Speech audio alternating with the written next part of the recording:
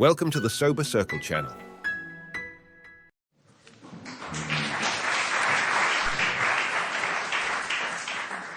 Good morning. I'm Bob, and I'm an alcoholic. I've been sober through the grace of God and Alcoholics Anonymous since the 10th of December, 1967, and for that I'm very grateful. Lynda and I would like to thank you all for the wonderful hospitality that we have received since we have been here.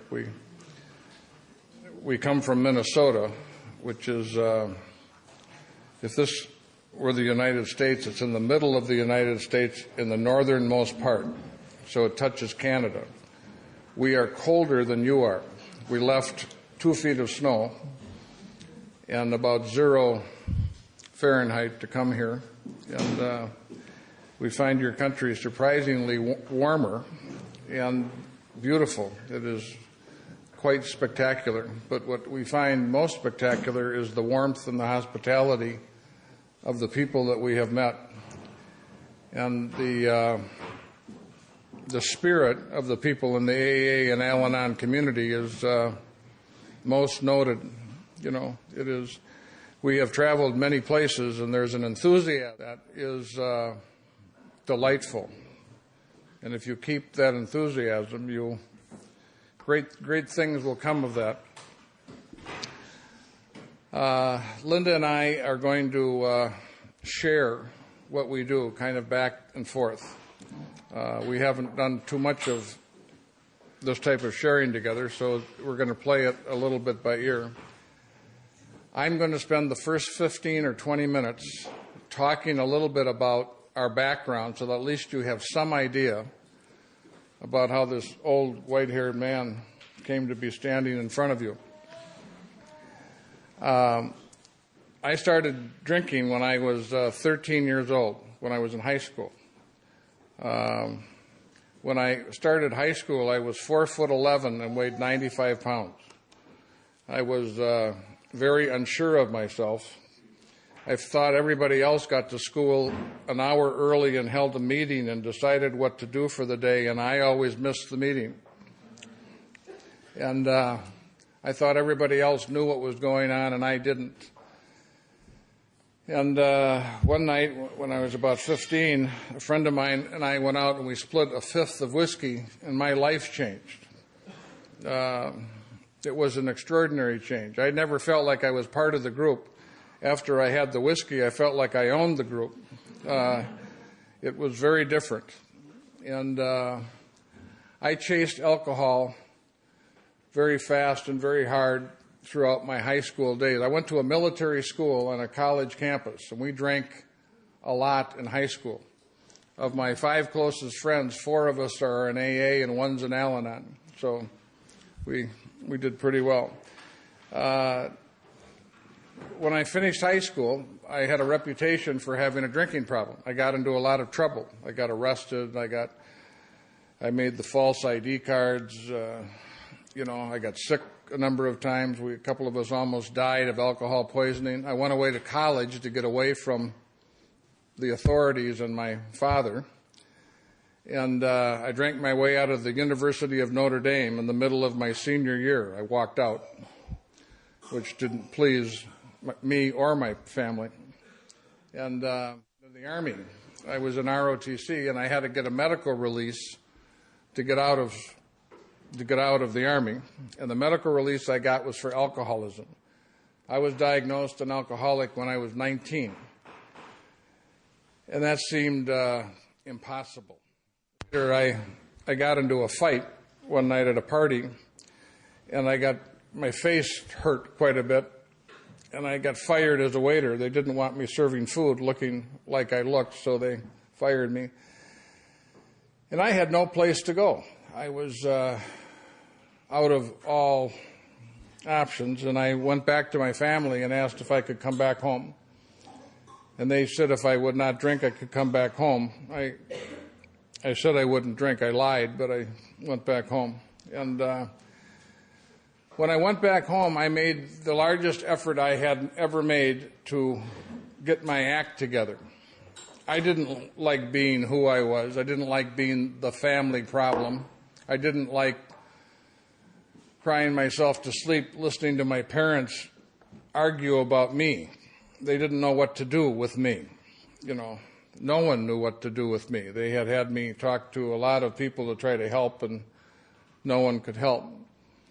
And when I moved back in the house, I thought if I could change my life, change the circumstances of my life, it would be different. So I got a job. I got back together with Lynda. We had gone together for 2 years and broken up for the last year of my drinking. And I thought that if I got a good woman in my life, that would make a big difference. And we became engaged to be married. And I couldn't stop drinking. You know, I just couldn't shut it down.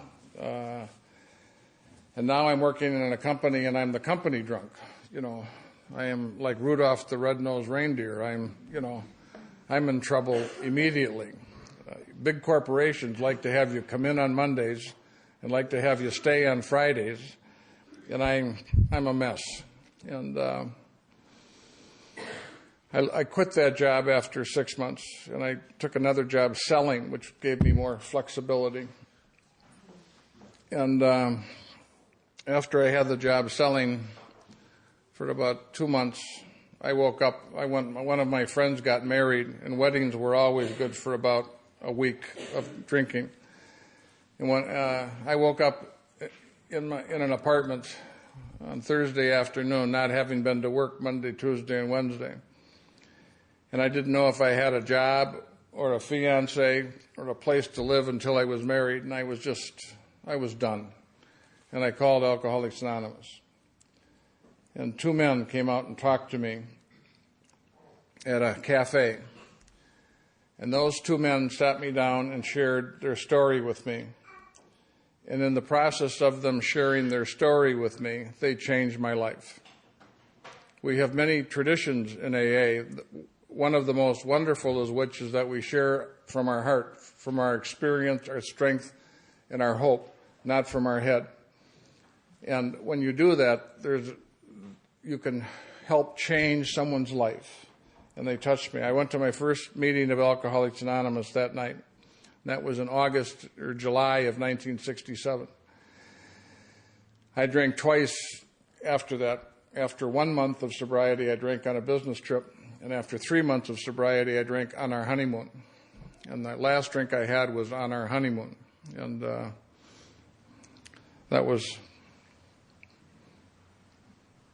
I'm glad that was my last drink. And I'll share more of that when I tell my story tonight. But I came back and I got active in AA. And they told me in AA that alcoholism was threefold. It was physical, but it was also mental and spiritual. And that once I crossed the line from problem drinking into alcoholism, my alcoholism affected me all the time, when I drank and when I didn't drink. The idea that my alcoholism could affect me when I didn't drink was a very new idea. I thought alcoholism only affected you when you drank. They told me that what AA was more than just not drinking. They said, "Have you ever stopped drinking?" I said, "Yes." They said, "Did it work?" I said, "No." They said, "It didn't work for us either. What we do in AA is once we quit, we use the 12 steps to change, to find a better way to live so that we don't have to go back to drugs or booze to do something for us that we're unwilling or unable to do for ourselves. And if we don't change, we're not going to remain sober because we don't know how to live sober." That was one of the best things anybody told me. Lynda and I have gone together since Lynda's sophomore year in college. And we got married. We have 3 sons, 34 years old, 32 years old, and 23 years old. Lynda has been an Al-Anon since July of 1967. August of 1967. And that has been very important. I don't know that we would be married today if we each didn't have a program. Because when things go wrong, and they do go wrong, we turned our lasers on ourselves rather than on each other. I think we might have melted each other had we not had the program. It has been a wonderful partnership. It is We've had a lot of alcoholism in our family, but we've had a lot of recovery. And we will, in the process of sharing, I've been sober 36 years, so I've experienced a lot of life in those 36 years. I'm 60 years old. I was 1 week into my 24th year when I got sober. I've experienced a lot of business difficulty and a lot of life. And I'll share more of that when I give my talk. But we have had success. You know, we've had the big houses and the Mercedes and those sorts of things. And then when I was into my business career, about 12 years ago, I went broke. So, you know, I went from doing very well to not doing horribly, and now I'm back doing pretty well. So being sober does not guarantee that you will always have easy circumstances. It just guarantees that you will have the ability to deal with whatever circumstances that you have. So Lynda and I are going to share, and we're going to use the steps as a structure of sharing. And I guess we're going to talk for about an hour, including this part that I just did. We'll talk for the rest of the hour. And we've been talking about 15 minutes. And then we're going to have a question and answer period. We'll get as far into the steps as we can. And I'm going to talk, along with Lynda, about the steps in two different ways. One is about how they affected me when I first came in, and the other is how they affect me today, because it's different. And I'm going to talk about some problems in sobriety, because I think that most of us that are sober, we are not problem-free, and sometimes wonder about how the program applies to the daily living issues that we all have. And do you think of anything else at the moment to say? You want to stand up here with me when I... No, just start with one. You start with one and go. I'll go in then one when you're done. Okay. The first step said that we were powerless over alcohol, that our lives had become unmanageable. And the first step, I never thought I was powerless over alcohol. I knew I had trouble. I thought it was a bad ice or bad something. I didn't know what the problem was. It seemed like it was symptomatic. It seemed like alcohol was my answer, not my problem. Okay, I thought if you knew about my other problems that I had, you wouldn't think I was just an alcoholic. People would come to me and they'd say, you know, if you would stop drinking, you'd be okay. Well, most of us have stopped drinking and using for some periods in our lives, and that wasn't okay. It wasn't okay at all. Just before I went back to my senior year at school, I got in trouble and I was robbed and rolled and pistol whipped and shot at and thrown out of the second story of a hotel. I ended up in the hospital. And I went back to school for my last year, and I did not drink for 3 or 4 months. And my life didn't become perfect. It didn't become as good as I thought it was going to become. It didn't become what I thought you were telling me it would become if I wouldn't drink. And I thought I proved that I could quit and that alcohol wasn't my problem, because I did quit and my life didn't get better.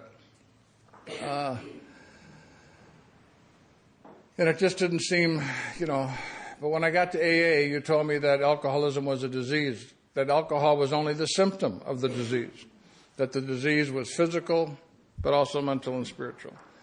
And that if I was going to find permanent sobriety, which I didn't really want to find, I just wanted to get out of trouble. Most of us come here, we don't want to find, we're almost as afraid that it will work as we are that it won't work. And but today, how that affects me today, and it was, when I came in, I had a surrender. And my surrender was for about 9 months. For about 9 months, I would ask a question and someone would give me an answer, and I believed whatever the answer was. But after about 9 months, my ego started to come back alive. And when you would answer a question, I wasn't sure you were correct. So all of a sudden, I started to assert myself in a different way. I wanted to find an expert on Bob. in AA. I never found an expert on Bob. What I found is that Bob became an alcoholic, and I found experts on alcoholism. And that was how I learned about me, not by focusing on my personality or my ego, but by focusing on the principles of Alcoholics Anonymous and the issue of alcoholism. Today, I think a lot of us, when you get someone who's been sober a while and you want to help them, we all know what the answer is. The answer is surrender.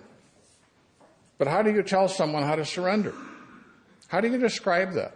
That's a very difficult thing. Most of us were surrendered by drugs and alcohol. We were beaten to a pulp. And we came in, was to some level of reasonableness because of the pain of our experience. But many of us today in the program are some distance away from that pain. We may not be using right now. And what happens is our powerlessness goes away. And all of a sudden we know the answer. We're not powerless. We're not unmanageable. We now believe because we're sober and we have this information that we can go about and conduct our lives the way we want to conduct our lives. It's always a difficult balance because many of the changes that we have to make in sobriety, we need some aspect of being teachable, okay? If you're not surrendered, at least partially surrendered, you aren't very teachable. It's very hard to get information. All of us have had conversations with sponsees or with friends, and we know very well what they're willing to listen to and what they're not willing to listen to. And a lot of us are not willing to listen to what we don't want to hear. And therein lies, some of the problems today for us in recovery, because the universe or your marriage or your children or your job will keep presenting you with what you're supposed to hear. And most of us, push it away, deny it, change it. So we aren't all that teachable. We aren't all that open. And so that's one of the things sometimes when we ask ourselves why we're in trouble when we're sober, one of the reasons we're in trouble is we don't listen very well. We're not open to what to what we're being told by God or the universe or our families. So I don't know if you... Hi, I'm Lynda, and I'm a member of Al-Anon. Happy Valentine's Day to everybody. I'm getting sort of a kick out of this. My husband... What? Oh. Stop?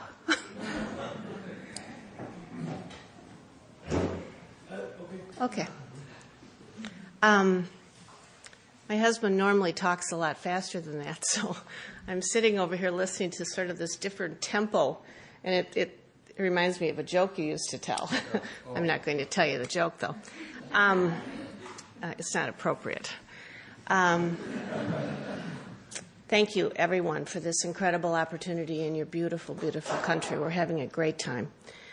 Step one, I'm sort of trying to look at this from the only eyes I have, which, of course, are the eyes of the Al-Anon, and how step one came in. And so I've been trying to sort of, I've been praying a lot, but also trying to think of times when I really felt like I surrendered. And there's one that's really profound, and it's, we have, as Bob said, we have 3 kids, and they're all in the program.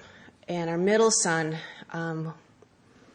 probably was the most difficult, although Dan gave him a pretty good run for his money, but he was, I think, the most difficult for me, maybe. And I used to say, if you don't run around with her, or if you didn't hang out with him, you'd be okay. And I would not want him to have certain friends over because I knew that when those friends were around that Peter was using more.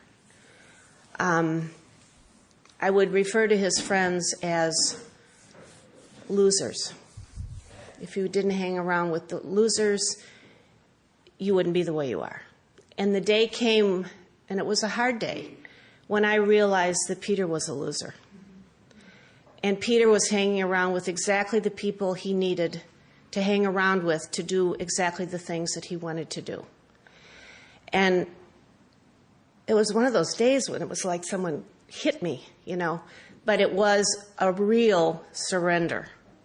And I knew that no longer did he have the choice. No longer could I deny the fact that he had a problem, and that he clearly was making the choices based on a disease. And it was a surrender for me. I realized there was unmanageability, but I certainly realized that I had absolutely no power. And alcoholics get beaten down by the disease, but Al-Anons get beaten down by it too. We suffer, and because we love you, we hurt. We really hurt. So that's my story on step 1 that was profound. And do you want me to go into 2 and then? Okay, and then our second step says we came to believe that a power greater than ourselves could restore us to sanity. And my insanity with the kids was that I could make them safe. If they did what I told them to do, and it was all, it's all an illusion, but it was an illusion that I believed. So the reason for me, that's insanity, when you believe something that's not true to be true. And I thought that I could keep the kids safe. And, the day comes when you know you can't. I used to kiddingly say, and I meant it though, I would like to have a nice box or cell in the basement, and I would put the kids in there, and I would bring very, very good food down to them, and we'd have nice videos with the VCR, and we'd have a very nice stereo, and their friends could come and visit in this controlled environment, and then I knew things would be okay. And of course it was a joke, but you know what? If I could have really made that happen, I would have given it a really good shot, And so that was, I've got lots of examples of insanity, but that was one of them, that I had the illusion that there was something I could do to keep my kids safe. And when you really, I guess that goes back to surrender, when you really surrender, you realize there is absolutely nothing you can do to control another person. And I've learned that in the program there are 2 things in life that I have any control over. I used to have control over everything, or thought I did, but now I know there are 2 things. One is my relationship with my higher power, and the other one is my attitude. That's it. And if you knew what I thought I could control, that's really quite a cut. So I guess I'll turn 2 over to you. Thank you.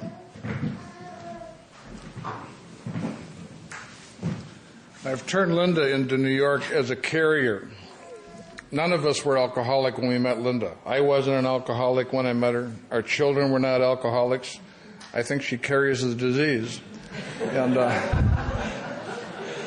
we're trying to have her inoculated, but we have not found a place yet where we can do that.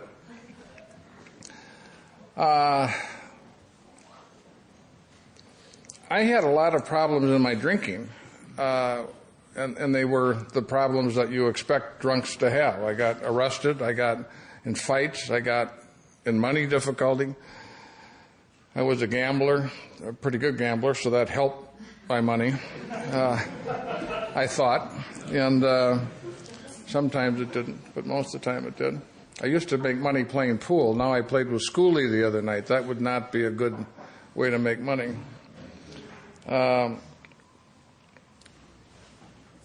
When I came to Alcoholics Anonymous, it was a revelation to me to find out that I had a disease and that it was incurable and that I had to, for the rest of my life, put certain principles into action in my life if I wanted my life to be okay. I thought it would be horrible. I didn't like people who didn't drink. I didn't trust people who didn't drink. I didn't like being around an audience. I mean, I wanted to hang out with people who were doing the same thing I was doing, so that they wouldn't report on me. If I wanted to drink in the morning, I didn't want to be around 2 or 3 people that thought that was not what to do. I don't need an audience. But when I came to Alcoholics Anonymous, I saw the people who quit. They were still having fun. they were alive. The humor was good for me to hear. Their lives were not over. They were, they seemed, they were attractive. Many of them had jobs that I thought were wonderful jobs. They owned houses. Their lives were in a lot better shape than mine was. So even though I was powerless, I was excited about the fact that I now had a program. I was excited about the fact that I thought I knew what my problem was. I thought my problem was I was an asshole. I was always in trouble. I was one of these kids that was attention deficit. I was in grade school. I got thrown out of grade school about 15 times. I was always in trouble. I couldn't keep my mouth shut. It wasn't bad stuff. It was just stuff. And, and I got to high school and I was smart, but so I got by.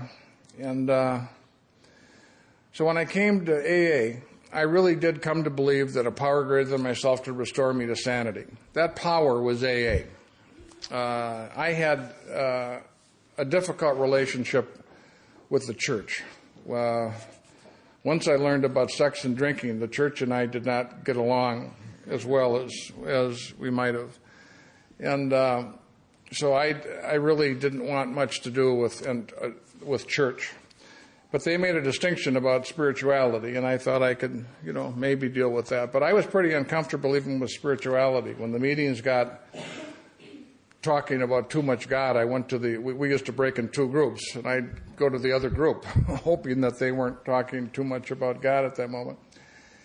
But I really came to believe that AA would restore me to sanity. I came to believe that my sponsor, I have the same sponsor that I have when I walked in the front door, which is not too many people. My sponsor's sober almost 50 years. He'll have 50 years in August. And he's 84 years old and still going strong. So I think he'll be there for it. And he was a great guy. He is a great guy. It's just a wonderful. We went over for coffee just before. We go over once or twice a week for coffee. Lynda's over there about as much as I am. His wife was Lynda's sponsor for many years before she died. And so it was with great hope that I thought, okay, I got the problem, AA's got the answer. And if AA's got the answer, the rest of the problems in my life ought to go away. Well, I had problems with work. I had problems with sex. I had problems with money. I had problems with gambling. I had problems with being married. I had problems with being a father. Other than that, I had no problems. I really didn't even know about those problems. I had all those problems in my first 9 months, and I never noticed them. Those problems were not on my first inventory. The first 4-step I took when I was sober 3 or 4 months didn't have those. I wasn't married when I took my first 4-step, and I wasn't a father when I took my first 4-step. But the other issues, the work problems and the money problems I had, my first 4-step was about all the horrible things I had done in my life that I was ashamed of, that I had told no one about. And that wasn't what the book only what the book recommends, but it helped me. Okay? Even, if you have a good attitude, even though you sometimes don't do it perfectly, you still get benefited by doing the process. I did the best I could, and it was okay. But after I was sober a while, the problems that I had in sobriety started to cause me great difficulty. I had a lot of difficulty with work. I had trouble getting to work. I had trouble getting up in the morning. I had trouble staying at work. I had some trouble working at work. Other than that, I did well at work. And I don't know what that was. That's not a problem that most people have, but it was a problem that I had. I don't know, and I don't know if I was lazy or whether I was scared or I didn't know exactly what it was, but I was not a very good worker. And so once I was sober about 1.5 years, my inventory started to change, and I started to have, by that time we had our first child, and I was starting to have arguments at home. Lynda thought I went to AA too much, and then she thought I didn't have a very good program. which I thought was none of your business. And she wondered if one of the places I was supposed to practice the program was in our home. I thought, well, that's none of your business either. So I had these problems, and I started to work on them, and I didn't want to have them, so I started to hide them. Now, when I first came in AA, I had a wall built up between you and me. I built this wall up so you couldn't see me. You couldn't see the unattractive. It says you like me, but you only like me because I let you see what you see. If you could see everything about me, you'd hate me, because I hate me. And who knows more what a terrible person I am than me? I was comparing my insides with your outsides. Okay? But when I came in AA, I hurt enough that I tore that wall down. And I said, hey, come and get me. I don't care who you are or where you come from, but come and get me and help me not be who I am anymore. I can't stand it 5 more minutes. And for the first time in my life, I shared all of me with someone else. I told them about all the things that I thought made me different, all the things that I thought made me dirty, all the things that I thought I did that were wrong. And in that process, I made a discovery. I'm not different. Okay? My personality may be different, but not my behavior, not my feelings, not my pain, not my alcoholism, not my experience. And for the first time, I started to have a hope that what worked for you would work for me. Before that time, I knew I was different.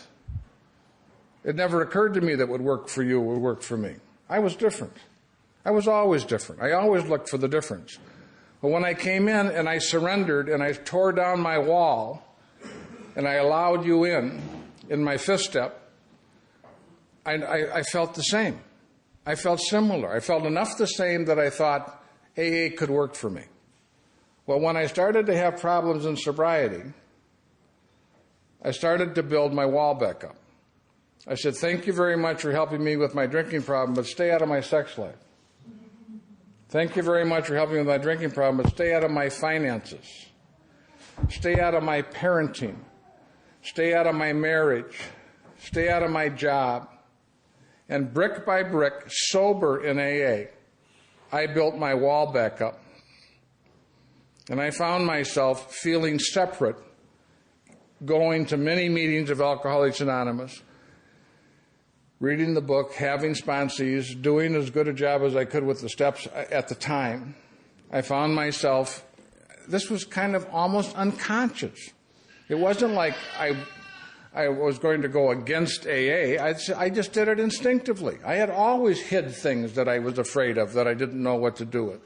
And all of a sudden I started to have problems in sobriety that I didn't know how to deal with them, so I started to hide them.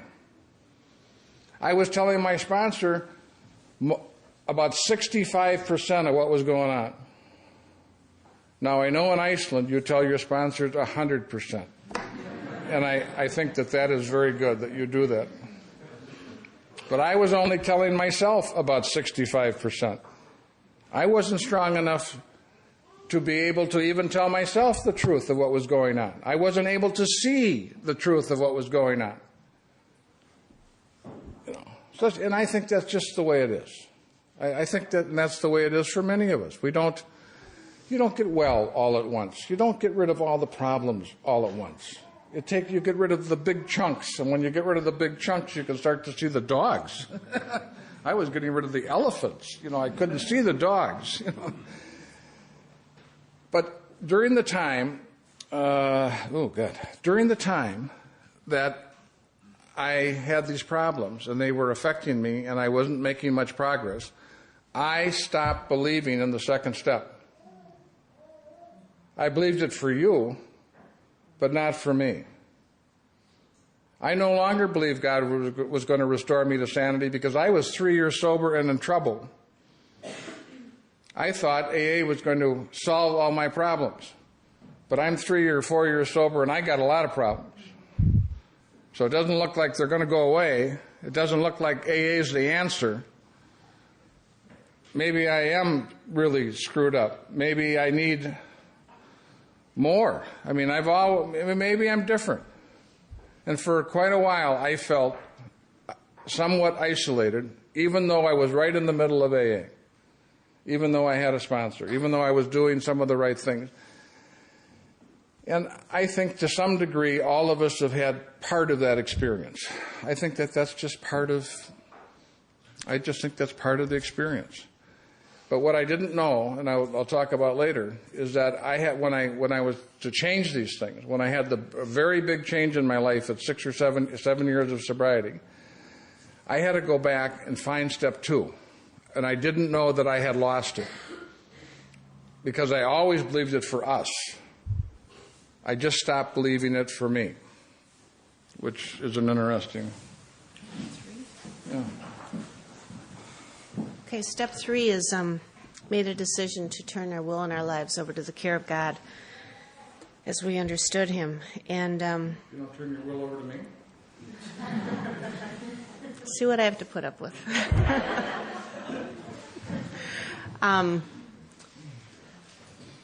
In that step, the word that I liked and still like the most is the word care.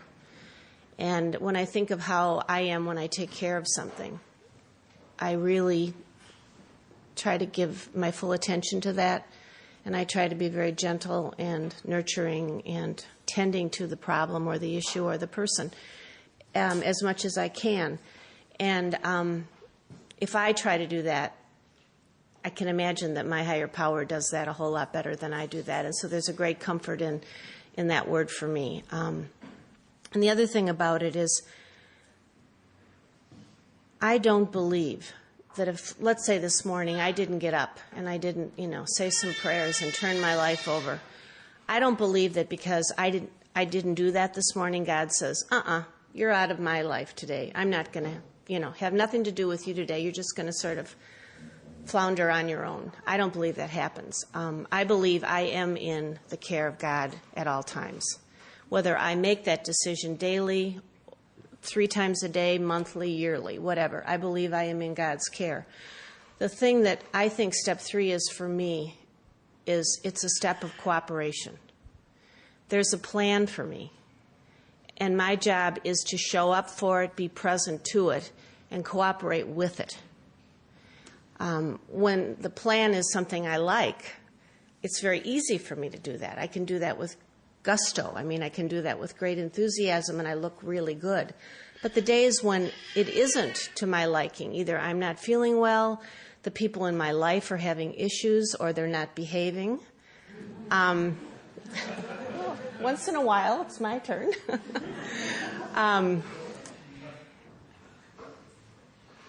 When I don't like the way life is going, it is still my job to cooperate with it, to be present to it, and to embrace it. And that's one of the things that the program has taught me. That has probably been the hardest thing for me, because I like to have my way. I really like to have my way. But the best thing for me is when I have my way and it pleases you too, then it's perfect. In other words, you do exactly what I want you to do, but you like it. Perfect. But my job in step 3, and I've learned it is not always going to be my way. But my job is to cooperate, embrace it, and do it gracefully. And not have to make it where, okay, I'm not going to get my way, but everybody else is going to pay for it. That doesn't work for me. It doesn't work for you either, but it doesn't work for me. Okay. Thank you.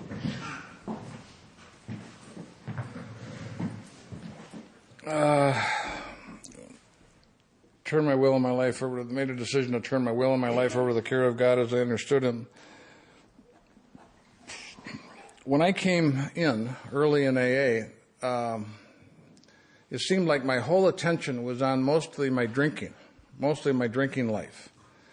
And so I had very little issue about turning my drinking life over to the care of God as I understood Him, and the care of Alcoholics Anonymous. I loved AA. A lot of people, the gift for me early in sobriety was that I thought AA was just fine. I worked with a lot of young people, and they didn't like AA. They didn't identify. I identified. Now, I had trouble living the program, but I didn't have trouble going to the meetings, and I didn't have trouble with the people. I liked The steps, I didn't always do them, but I liked them. And, and so forth. But I really didn't have any doubt that what they were talking about for me, about, that I had screwed up most of the things in my life, such as it was at that time through drinking. I knew I needed to quit. And I knew that I couldn't drink. I just never been, I could outdrink many of my friends, but I couldn't drink with any control. I had lost that ability. I had gotten in trouble time after time after time after time. I had just lost the ability to make that decision. I knew I was done, okay? The idea of turning my will and my life over I wanted my life to be better. Why the hell else would I go to Alcoholics Anonymous? Why would I admit that I'm powerless? Why would I have hope that God was going to restore me to sanity? What did I want to do? I wanted to be a man. I wanted to be like my father. I wanted to have a family. I wanted to have a career. I wanted to have, to be a success. I wanted to be very different, very different than what I was at that moment. And I really knew that what they were talking about in AA and the principles they were talking about would move me in the general direction that I needed to go. I had no argument with that. And for a long time, things were just fine. But when I started to have the problems in sobriety, when I started to hide them, when I started to have the unmanageability, when I identified the unmanageability, I thought, I'll just use the steps on the unmanageability, and I'll get rid of those too, just like I got rid of drinking. So I would take these issues on. I would take work on, or I would take being a father on, and I made very little success early on with these issues. I make some success, I would take 2 steps forward and 1 step backwards. I felt like I was on the down escalator walking up. If I wasn't walking pretty fast, I kept going back down. And the other problem I had is I was doing a number of things in gambling and some of the other areas of my life that I knew I would have to clean up if I was going to be the kind of man that I wanted to be. And so it was like I knock on the door and God says, "Who's there?" And I said, "God, it's Bob." And God says, "What do you want?" And I said, "Well, I want to turn myself in, I'm having a lot of trouble." And it seems like the people who have a better relationship with you than I have are doing better than I'm doing. So I want to turn myself in. And God's going to say, okay. And then you know what God's going to say? I'm going to say to God the same thing that all my sponsees say to me when they come over to the house. What do I do? And what do you think God's going to say? Get up in the morning. Go to work. Stay at work. Work at work.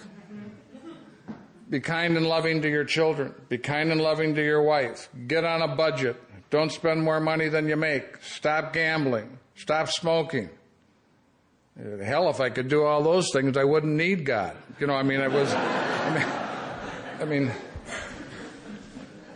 So my idea was, what's the use of developing a relationship with God if you can't fulfill the conditions of the relationship? So I felt if I open myself up to God, He's going to ask me to do a whole bunch of things I've been trying to do and can't do. So as soon as I get my act cleaned up, maybe I'll go over to God. But right now, I'm screwed. I don't know what, I'm caught in the middle. And I stayed in the middle for a long time. And I think a lot of us think that if we really turn ourselves over to God, we're going to end up in China as missionaries, or we're going to, it's going to be a very dull life, And I really think we have an idea that there isn't any fulfillment of ourselves in that process. Certainly no sex, probably no money, but for sure no fulfillment. And so I really think that I was afraid of God. I think I was afraid of what I would have to do. I think I felt like I couldn't do the things that I really needed to do. And I think I think a lot of us are conflicted around those things, and many of us don't have that conversation. We don't have it with, I know I didn't have it with my sponsor, and I haven't, with the regularity that I wish I've had some of that conversation with my sponsees.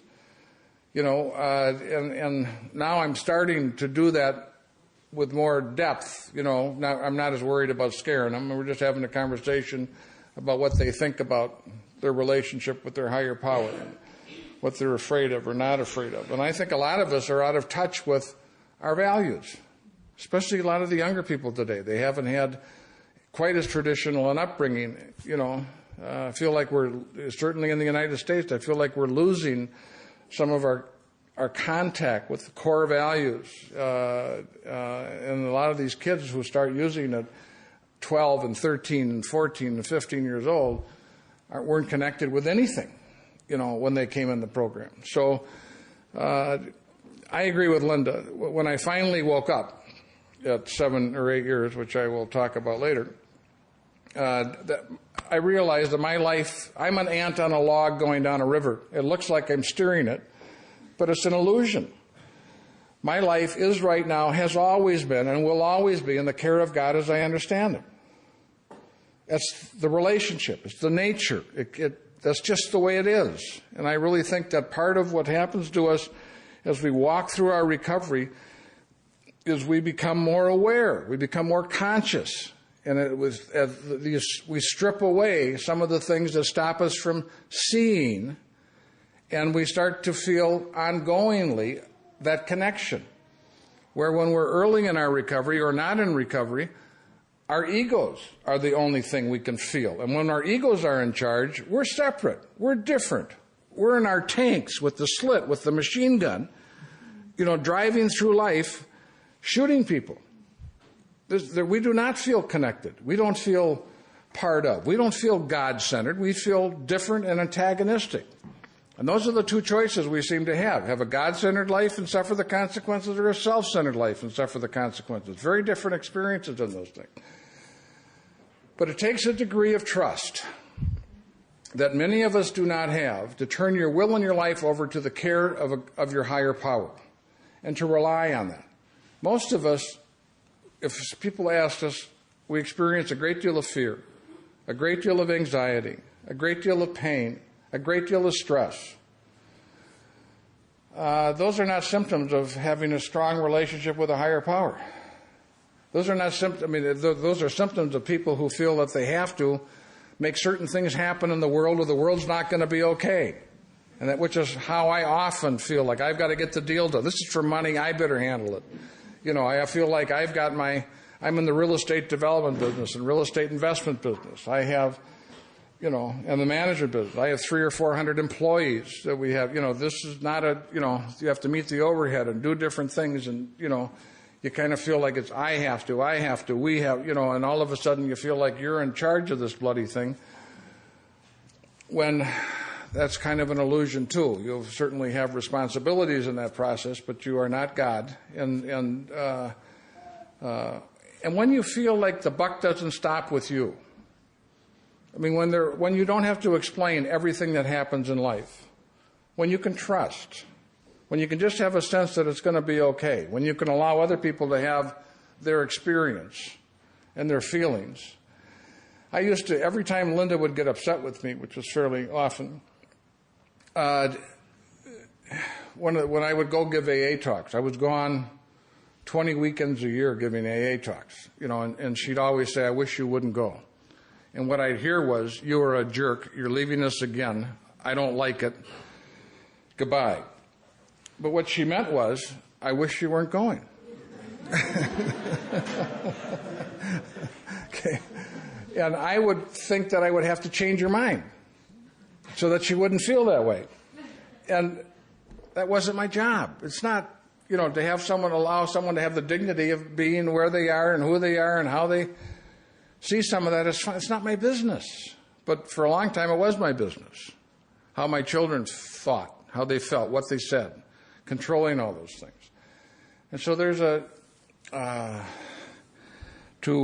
today, what it means to me to turn my will and my life over to the care of God is to try to trust what is going on as being okay. To have a kind of sense that what I'm in front of today is okay. That the universe is unfolding as it should. that my job is adjusting to that. They told me early on in AA there's two ways to be happy. Get what you want, which isn't all that likely, or change the way you react to whatever does happen. And they said, you can do that, and that isn't dependent upon any other human being. That was a fascinating idea for me. I didn't do it very often early on, but I do it today. I really have a sense that my job is just to be in front of what's going on and to adjust myself to what that is and try to maintain an attitude that it's okay. And to me, that's how my relationship of turning my will and my life over to the care of God shows up. And whether I'm able to just to be in the day, be in the moment. I was always running away from yesterday, running towards tomorrow, what had to happen tomorrow to make my life okay. My salvation was in the future. It was never now. And today, it's now. So,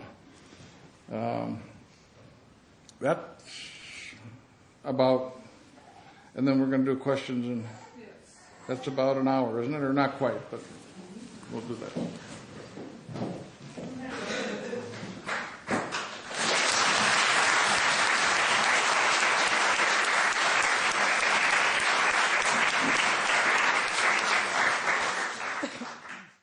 Thanks for listening. Please support the channel by liking and subscribing.